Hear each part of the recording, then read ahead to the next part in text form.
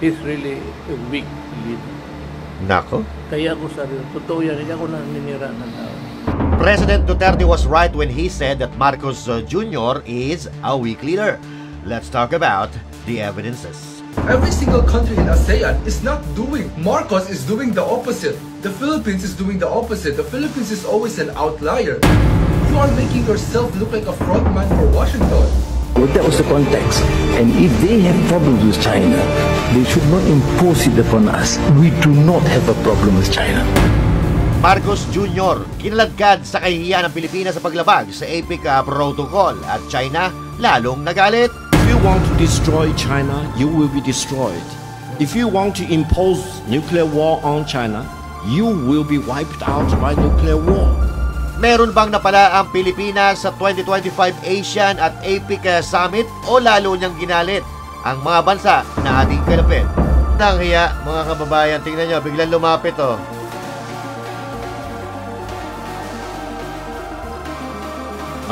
Pwede siyang sipain ni Xi Jinping dyan eh. Pag-uusapan po natin yan, mga kababayan, maya-maya lang.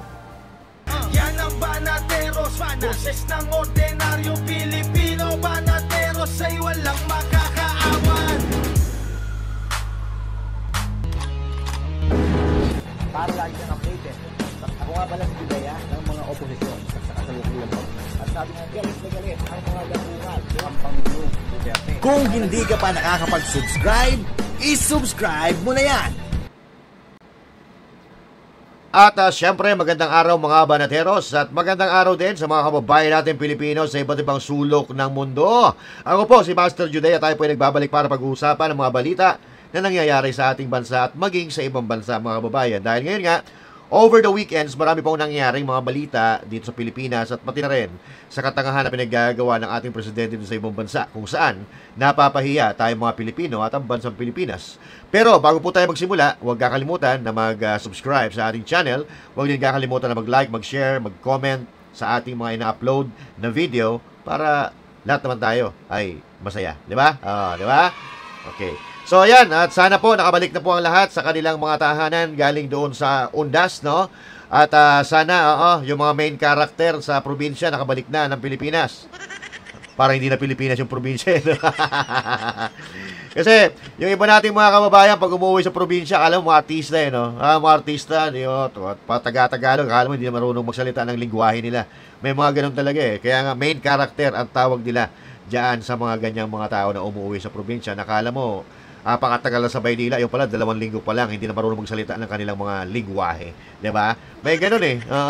But anyway, mga kababayan, sana po ay naidaos natin na maayos ang Undas at naipanalangin natin ang kaluluwa ng ating mga mahal sa buhay at mga kaibigan na namayapa. At ngayon, back to reality na naman tayo, mga kababayan. Balik na naman tayo sa magulong mundo, balik na naman tayo sa usapang flood control projects, balik na naman tayo sa mga kurakot ng mga politiko kasabwat ang kanilang mga aso. Oo. So anyway, mga kapatid, tulad po ng pag-alala natin sa mga mahal natin sa buhay na namayapa, ay alalahanin din po natin ang pinakamahalaga sana na tagubilin ng dating presidente na walang iba kundi si President Duterte. Itong tagubilin na nilimot ng tambayan ng Pilipino, nilimot ng sambayan ng Pilipino kung saan sinabi niya na si Marcos Jr. ay weak. Magbantay kayo pag nanalo yung presidente, kawawa ang Pilipinas. Hindi ba sinabi yan ni Pangulong Duterte dati? So si Pangulong Duterte ay hindi pa po sumablay tungkol sa kanyang prediksyon sa administrasyon ni Marcos Jr. Laging sablay Okay? Let's bring back the memories mga kababayan. Baka nakakalimutan nyo yung sinabi ni PRRD. Balikan po muna natin ang saglit. Okay? Ito. Balikan po natin. Balikan. Hindi ako believe. He's really a weak leader. Nako. Kaya ako sabi, totoo yan, hindi ako naninira ng tao. Talagang weak. Kasi spoiled child, only son. Of course, he can talk. He delivers English articulate. Pero ang-aral kasi kung saan-saan sa labas. Pero sabihin mo may crisis, gano'n. He's a weak leader. Nako, weak leader. Sa Pare na hon. dahil, ano nga sinasabi ko? Totoo yan. I do not voice lies. Masisira ka. Bantay ka yan. Kumali ang Pilipinas. I'm not saying mas mahusay ako. Maybe magkaroon silang maraming pera, may magpahiram or mga loans ng Ayan, mga kababayan. Yan ang sinasabi ni Pangulong Duterte like how many years ago? 4 years ago? Today is 3 years ago. 2022. Ayan o, PH 2022. Diba? So now, sa mga nangyayaring kaganapan sa ating bansa ngayon, mga kababayan, na hindi mapigilan ng korupsyon, hindi maampat ang pagbagsak ng ekonomiya, hindi masolusyonan pati yung mga maliliit na problema ng Pilipinas, walang nagagawang solusyon, walang infrastruktura, walang airport, nothing. Puro mga small projects ang nakikita natin, yung mga tagpi-tagpi, yung semento na sinimento, yung maayos na semento na sinira ng sinimento. So far, yun ang nakikita natin ngayon, mga kababayan. At yung mga gumuguho na flood control projects, at ang mas malala ay yung ghost flood control projects. Diba? So yan po, tumpak na tumpak po ang sinabi ni Pangulong Duterte sa mga nangyayari ngayon. Nagkamali ba si PRRD sa sinabi niya? Hindi. Hindi ko alam, baka ito talaga si PRRD ang totoong Nostradamus. Diba? So ngayon, kayo tatanungin ko, weak ba si Marcos o hindi? Sa mga nangyayari ngayon. Nagtatanong nga siya doon sa problema. Baha pa lang yan ha, anong gagawin natin? Diba? Yung pangako na hindi naman tinutupad. Ang tunay na leader, tinutupad ng pangako. Itong si Marcos, ipinako yung kanyang mga pangako.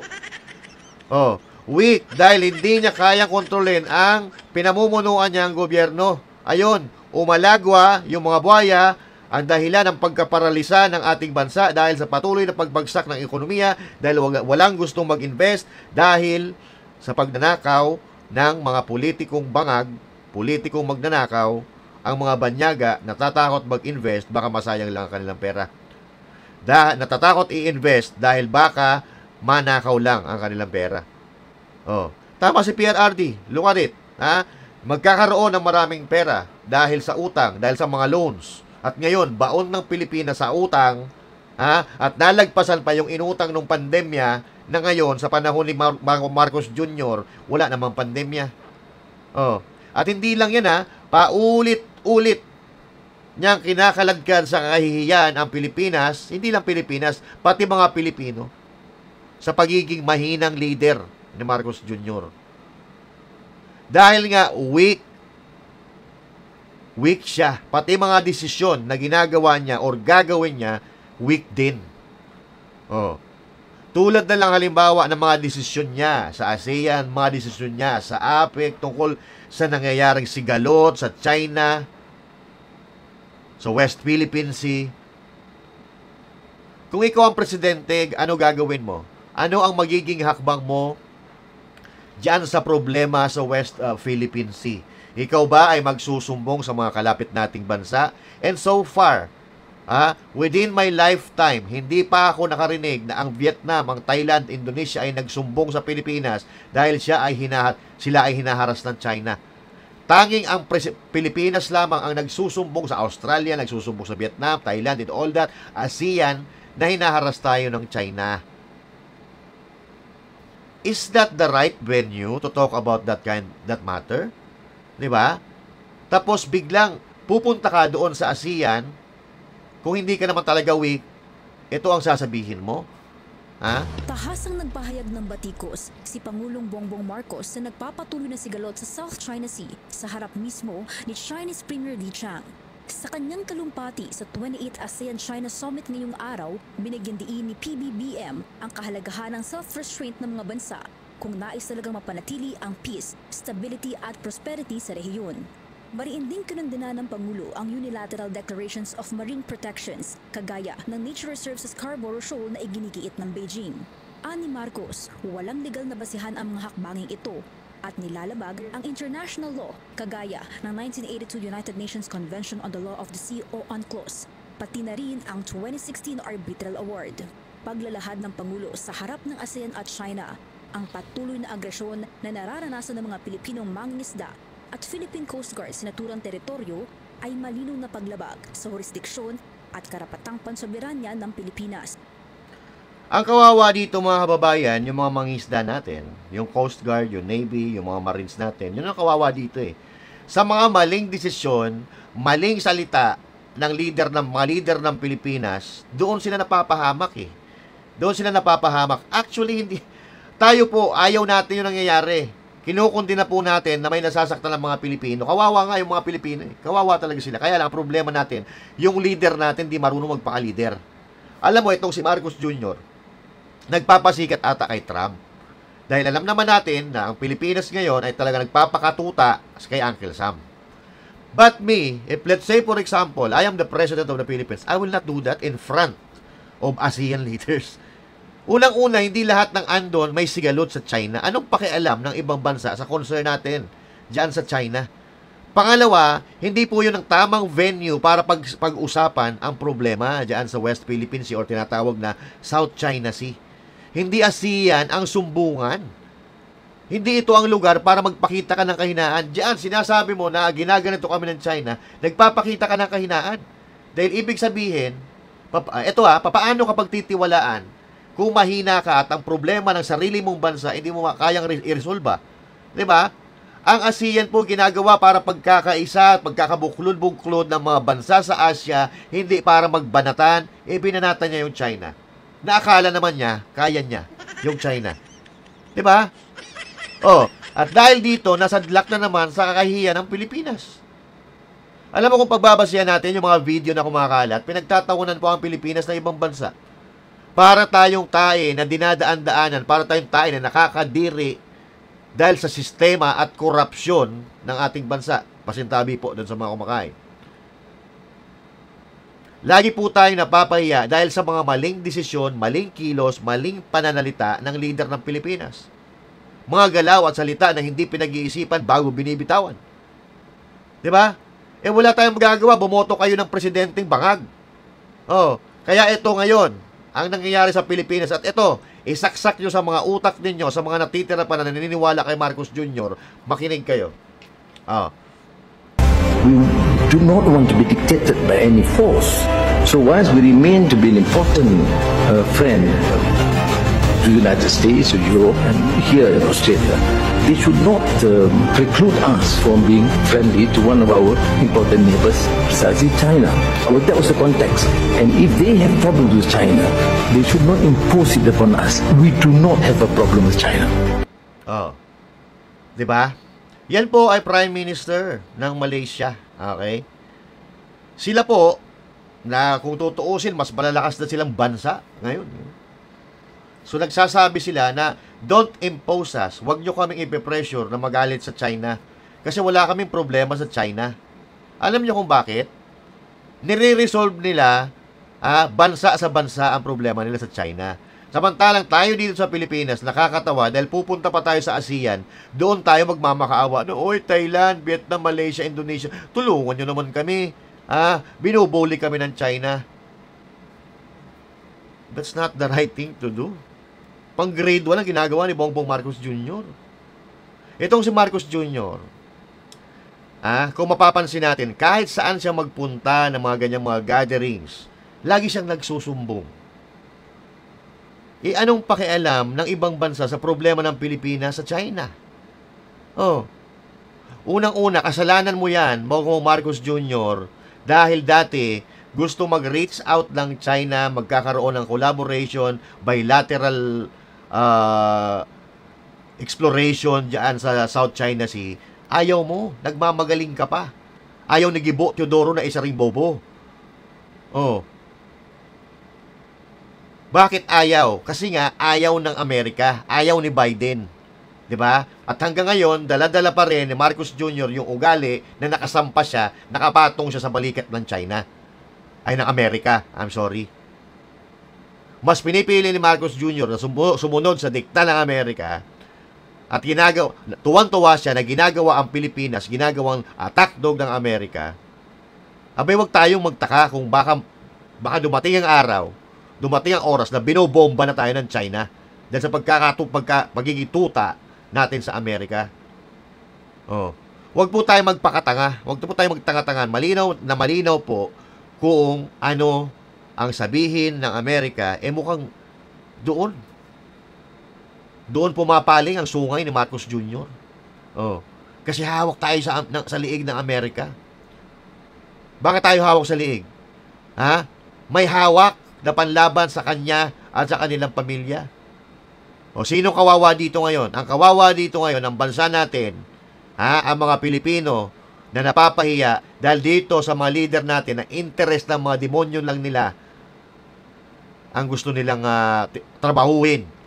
Ang gusto nilang mangyari. Pansariling interest. Okay, so we need to make it clear, mga kababayan. Let me make myself clear. Okay? So, we are not pro-China. We are pro-peace. We are pro-development. And we are anti-war. Ayaw natin ng gulo. Pwede naman natin kaibiganin lahat eh. Ba't pinipili natin yung kakaibiganin natin? Pwede naman nating pakisamahan lahat. Ba't pipiliin natin ang pakikisamahan natin? Bakit? Dahil sa utos ni Uncle Sam? Fuck. Forget about Uncle Sam. Diba? Tumindig tayo sa sarili nating paa. Dahil walang tutulong sa atin, kundi tayo-tayo lang. Baka hindi yan nakikita ni Marcos Jr. at ni Gibo Teodoro na mga patanga-tanga pa rin hanggang ngayon. Maliban na lang kung mayroon talaga silang kasunduan na pag hindi nila sunod, mapapahamak sila.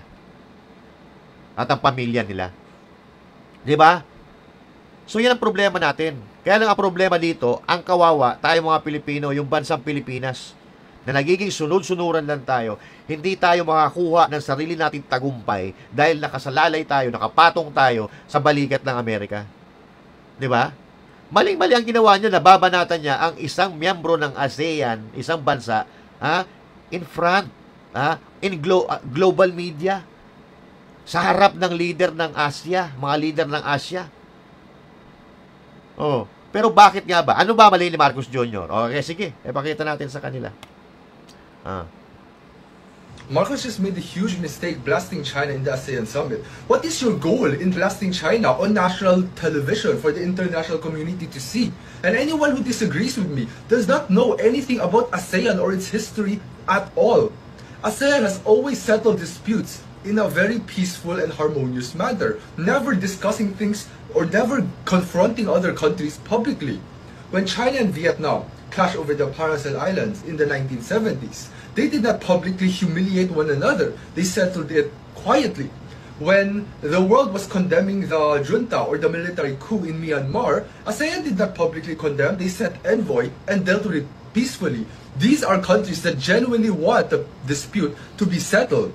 Marcos is doing the opposite. The Philippines is doing the opposite. The Philippines is always an outlier. Every single country in ASEAN is not doing what Marcos is doing. Remember, the most powerful in the room is not the loudest in the room. It's the one who's the most strategic. And being strategic doesn't necessarily mean you have to be loud.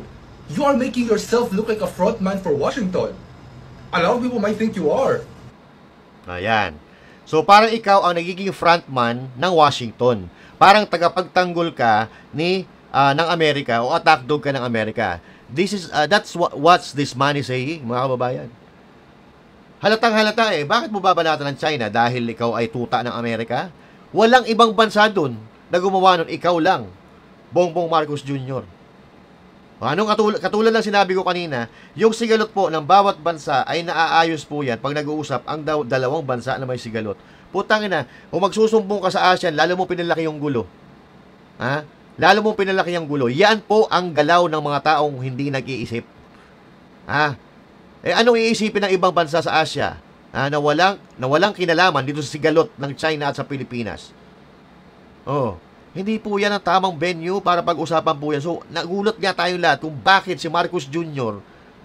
Patanga-tanga at sinabi niya yan doon. Hindi ba niya inisip na maraming dapat pag-usapan, kaya nga, ito pagbubuklod-buklod, pagkakaisa ng mga bansa na membro ng ASEAN, tapos babanatan mo yung isa. Tanga ka.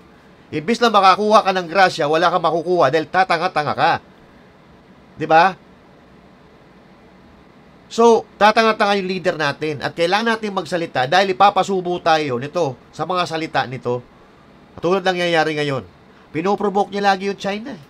Tapos, kapag nagkakaproblema, nagsusumbong sa ibang bansa, umihingi ng tulong sa mga Pilipino, ugaling tanga po yan. Ha? Ugaling utusan po ang tawag dyan dahil kung anong gusto sabihin sa'yo, nung gagawin mo, ha, na ginagawa tayong attack dog ng Amerika, pero ang Amerika at China, nagkakaunawaan sila. So, ang kawawa na naman tayong Pilipinas, tayong mga Pilipino. Ang tanong, kaya ba natin ang China? Ha? Kung kaya, sige, girahin nyo na kung kaya nyo. Pero, wag nyo kami idadamay.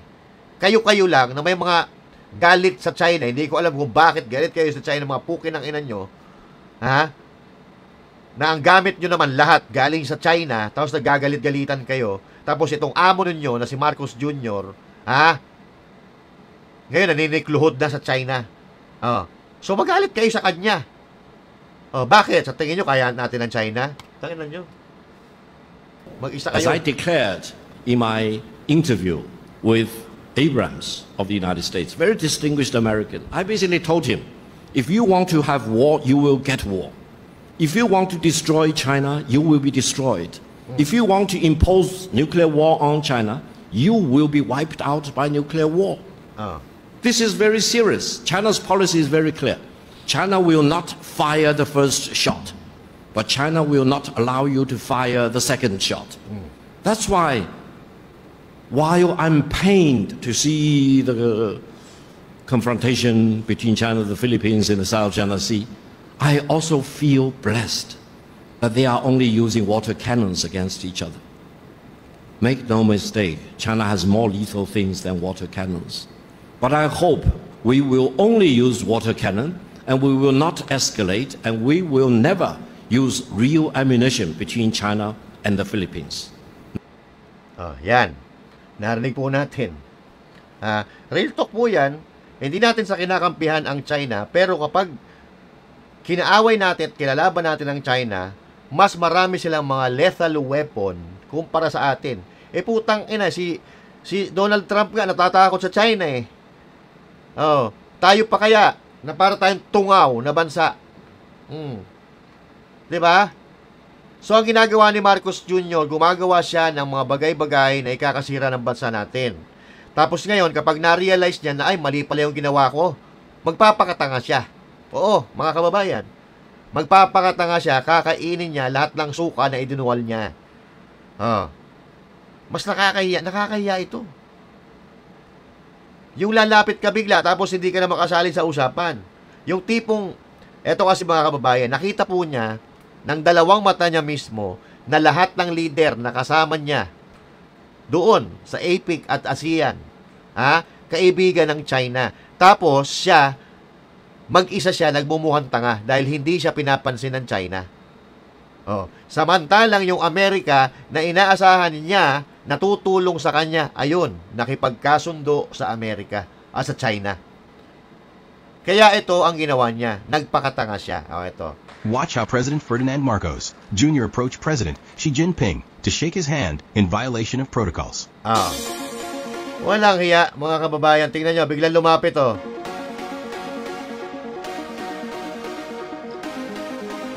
pinakisamahan na lang ni Xi Jinping eh. Pwede siyang sipain ni Xi Jinping dyan eh. Diba? Tingnan mo yung tingin ng foreign minister ng China. Parang gusto siyang dagukan eh. So yan, tingnan mo yung tingin. Nagkabiglaan eh. Walang hiya. Grabe mga kapatid. Walang manners ito. Hindi siya kasali Hindi siya pinatawag. Biglang umakyat para i-shake hands. May protocol po yan sinusunod. Bakit siya bigla-bigla na lang gaganyan? Para may pakita sa mga Pilipino na nakipagkamay siya kay Xi Jinping. Hindi siya natakot. Parang ganun. Pero ang sa totoo, sa likod ng picture na ipinapakita nila, kahihiyan ng Pilipinas. That's a violation of protocol. 'Di ba? Tapos ang ganda ng nila ang ganda ng optics nila sa balita. President Marcos Jr. Talk to Xi Jinping, nagpasalamat and congratulate Xi Jinping and all that, yung pala nag-gate crash. Basic principle of life. Don't go uninvited. Huwag kang pupunta kapag di ka niyayaya. Kapag hindi ka inimbita. But what Marcos did, bigla siyang pumunta na hindi saman siya imbitado. Ha? Kaya ayun, mga kababayan, nagkagulatan po. Nagkagulatan sila. Wala, kinapalan yung mukha niya eh. Dahil na-realize niya na maling-mali yung ginawa niya sa China na binatat-banata niya. Nakita niya, lahat friend ng China, maliban sa kanya, na nagyayabang-yabang na akala mo, kaya niya yung China, nagmumukha siyang tanga. Amerika, tingnan mo, naninikluhod sa China. Kaya ayan, na-realize niya yung kalukuhan na ginawa niya, kaya ayan, kahit sa pilitan, lumapit siya. Tingnan niyo yung reaction ng Chinese Foreign Minister. Tingnan nyo eto parang gusto nyo sapakin eh. Ayan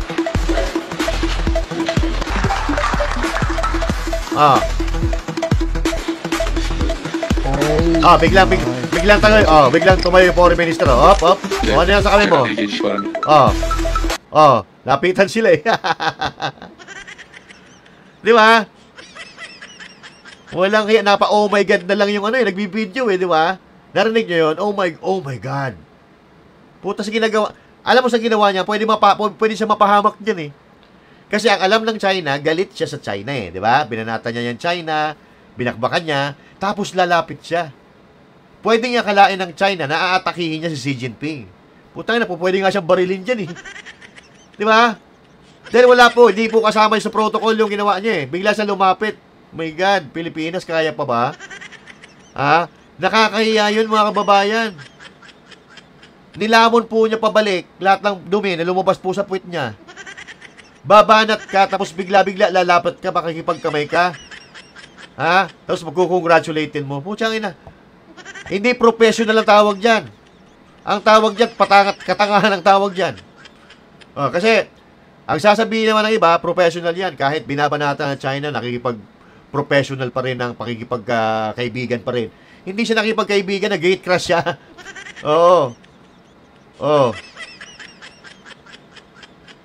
Nag-gate crash po siya. Nakakahiya ito. Walang manners mga kababayan. Sa kanya pa naman natin inaasahan, dahil siya daw ay mga New Yorker daw sila, may mga good manners and right conducts pa daw sila. Pero putangin na, umaakyat sa stage na wala naman nag-iimbita. Walang hiya. At tingnan nyo mga kababayan kung anong ginawa ng Prime Minister ng South Korea. Tingnan mo para hindi lang mapahiya si Marcos Jr. pagbasdan ninyo.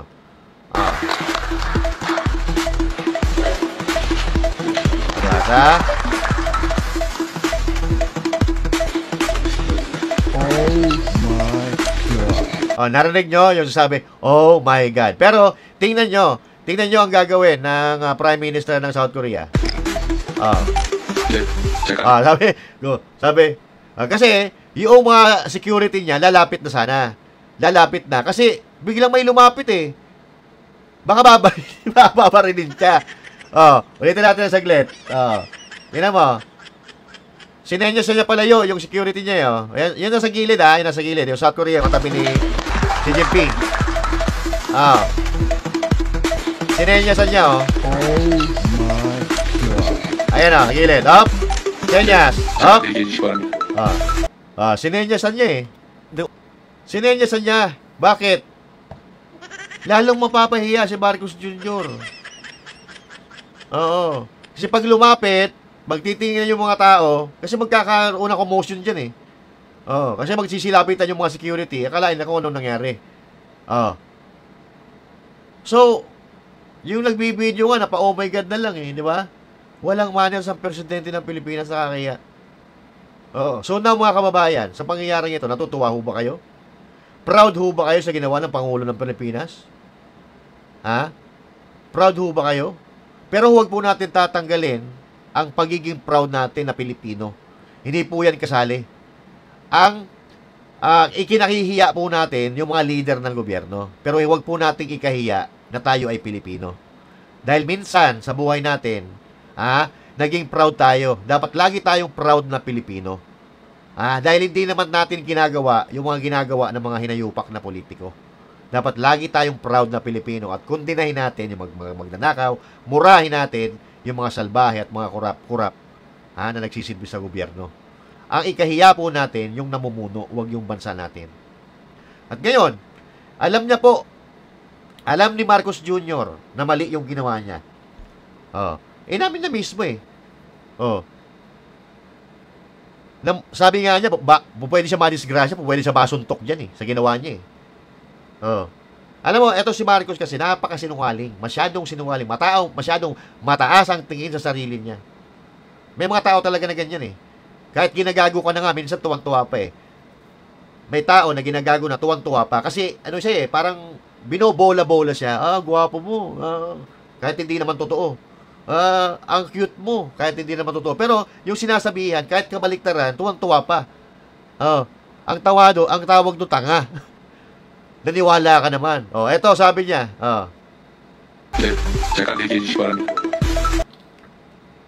The only time I was able to speak to President Xi Jinping was in our last leaders retreat meeting. Ayaw talaga makipag-usap sa iyo. The reason why, ang hirap lapitan talaga.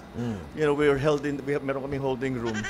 But every time he comes in, he's surrounded by security. So, ang hirap lapitan. Ayoko namang mamilit. Baka...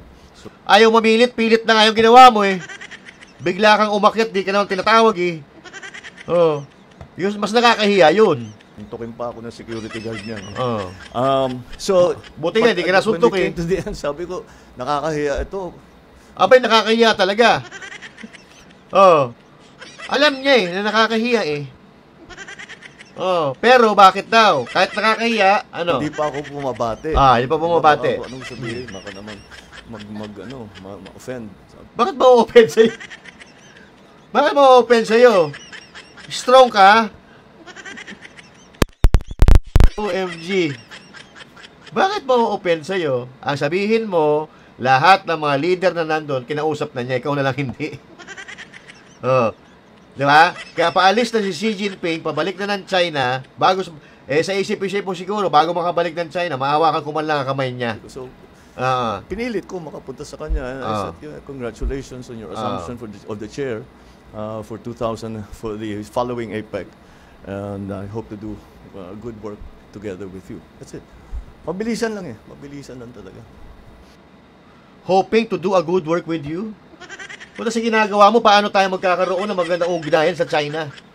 Kung ano-ano pinagsasabi mo na hindi mo naman kaya palang panindigan. Alam mo, kulang dito. Kulang to sa, kulang sa dignidad, kulang sa prinsipyo. Diba? Magsasalita siya, tapos kakainin din niya yung sasabihin niya. Ang hirap daw lapitan, samantalang, hindi ata siya nakakahalata na halos lahat ng leader nakalapit na kay Xi Jinping. Siya na lang hindi. Diba? Alam mo kung bakit? Patanga-tanga ka kasi. Imbis na kaibiganin mo yung China na magbibigay sa atin ng grasya sana, pagpaunlad sa Pilipinas, inaaway mo eh. Tapos ngayon, nagmumukha kang desperadong aso, nagmamanikluhod ka, nagmamakaawa ka, para makalapit sa leader ng China. Diba? Diba? Ikaw, ayaw talaga lumapit sa'yo ni Xi Jinping. Kasi masyado ka kasi mayabang. Akala mo, apakagaling mo. Oo, dapat kakampihan ka namin dahil presidente ka ng Pilipinas eh. Kakampihan ka namin eh. Pero hindi ka nakikinig sa mga Pilipino.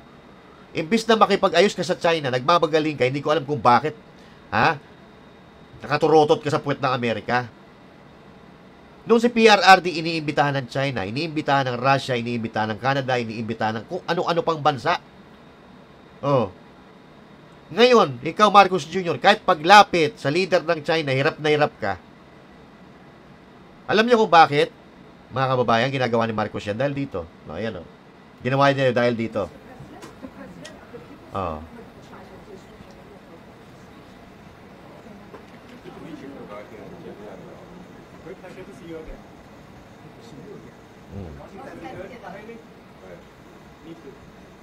we're going to have a very successful meeting, I have no doubt. Wow. But he's a very tough negotiator. That's not good. We know each other well.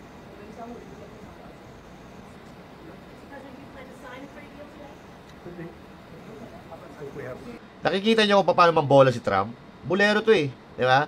Pero kahit si Trump mismo, mga kababayan, kahit hindi, sabihin na natin na ito ay nakikipag-plastikan lang si Trump, okay yung ginagawa niya eh. Kasi this is regarding trade. Tuloy, tapusin muna natin. We'll have a great understanding. We have a great relationship. We've always had a great relationship.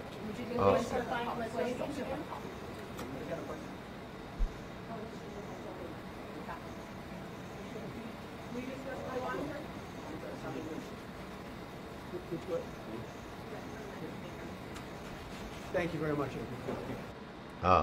So, yun ang dahilan, mga kababayan. Dahil nakikita niya, si Daddy Sam, si Uncle Sam, putya, close na sa leader ng China. Pero siya, napag-iwanan. Nagkaroon, eto kasi, mga kababayan, ito po ay parang reconciliation deal. Reconciliation. Kumbaga, inayos nila yung gusot sa within military to military. And then yung trade, inayos po nila lahat. So, ibig sabihin, ayos po ang koneksyon, ayos ang ugnayan ng Amerika ngayon at ng China. Tuloy-tuloy po ang daloy ng grasya sa kanilang bansa, bansang China, bansang Amerika, nagpapalitan po sila ng kalakal. No? Nagpapalitan sila ng kalakal ngayon sa mababang taripa, 0 pa nga ata, di ba? So now, mga kababayan, ano ang nangyari sa Pilipinas?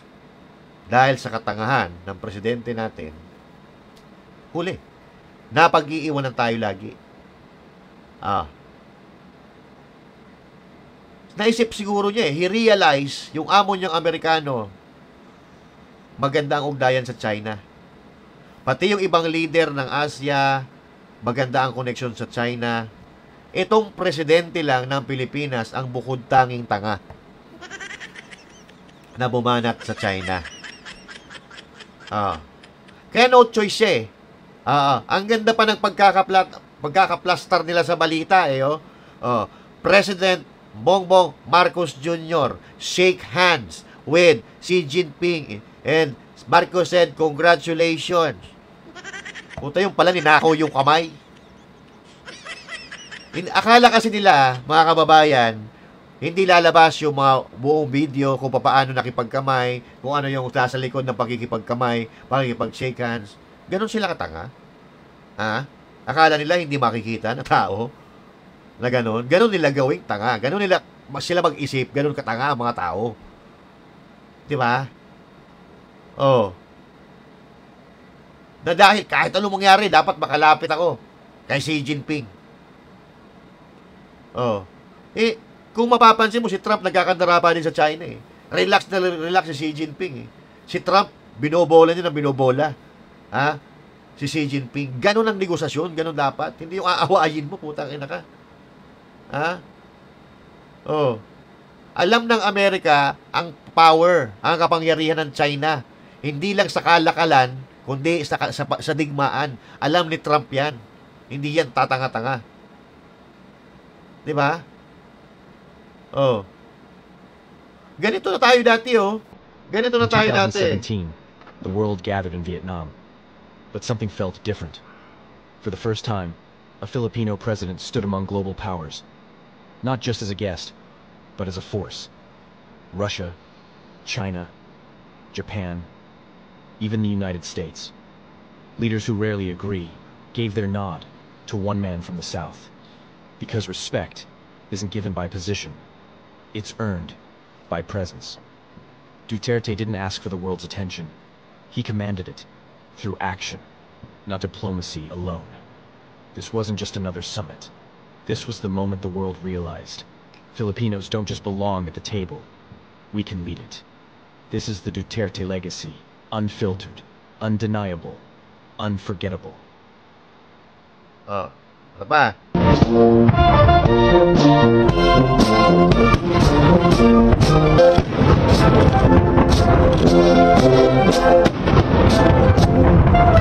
Biruin mo yung China, yung musiko ng China, alam nila tugtugin ang Bayang Magiliw. Bayang Magiliw. Ayan, tinutugtog,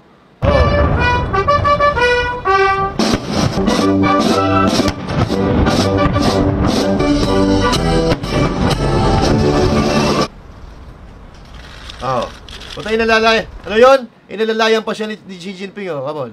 Go ahead. After you. Sabi ni Xi Jinping, oh. Ayan, ayan.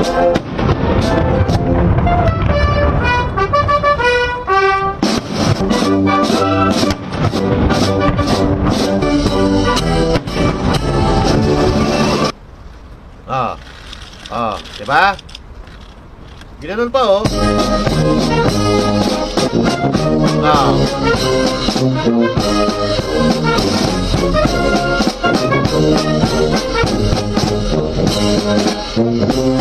Sabi ni Pierre Ade siguro, ang gaganda ng mga babae dito sundalo at mga sundalo sa China.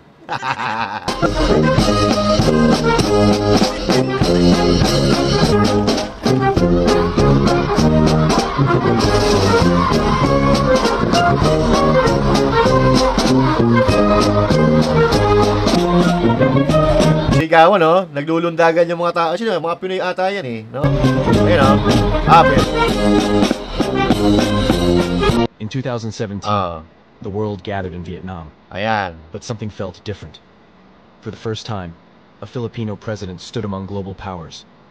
Not just as a guest, but as a force. Russia, China, Japan, even the United States. Leaders who rarely agree gave their nod to one man from the South. Because respect isn't given by position. It's earned by presence. Duterte didn't ask for the world's attention. He commanded it through action, not diplomacy alone. This wasn't just another summit. This was the moment the world realized Filipinos don't just belong at the table. We can lead it. This is the Duterte legacy. Unfiltered, undeniable, unforgettable. Yan ang totoo dyan. Yan ang totoo, unforgettable, undeniable. That's Duterte legacy. World-class leader. Yan ang tunay na leader. Nandun na tayo, eh. Di ba? Kung matalino sana si Marcos Jr., kung hindi siya weak, nandun na tayo, eh. Nasimulan na ni PRRD. Wala na siyang gagawin, eh. Pagpapatuloy na sana niya, eh. Kaso nagkaroon tayo ng presidente na magnanakaw. Lahing magnanakaw. Na akala natin, papatunayan nila na hindi sila magnanakaw. Pucha, mas triple, 10 doble yun na walang pera sa Pilipinas ngayon. Imbis na linisin ang pangalan nila, pucha, hinigitan. Pero, higit sa lahat, mga kababayan, ang pinaka-importante dito sa pinag-uusapan natin na ASEAN APIC Summit, meron bang nangyari na kapaki-pakinabang para sa Pilipinas? Meron bang naiuwing grasya o kalakal si Marcos Jr. pag uwi sa Pilipinas? Pero base po doon sa kanyang mga sinasabi, base po sa kanyang mga tinuran, ay wala po na nadala ang Pilipinas.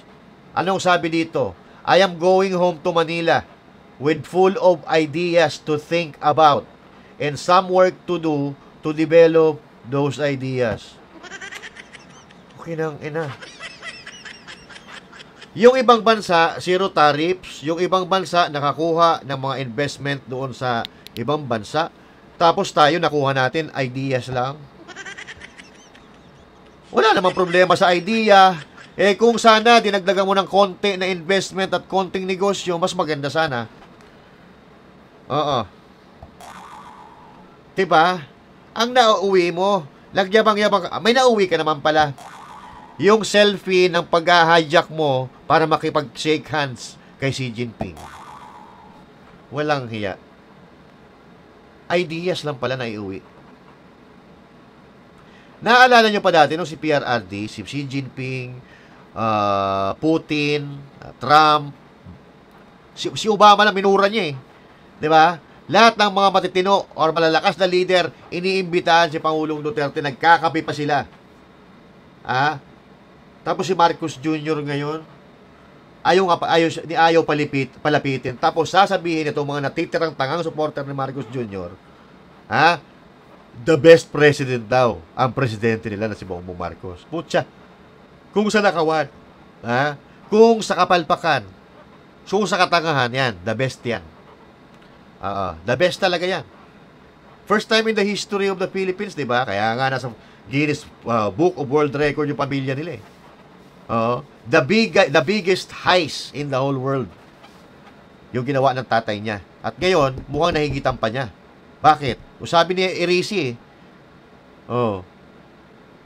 sabi ni Irisi at sabi ng ibang personalidad na nahigitan pa yung ginawa ng tatay niya.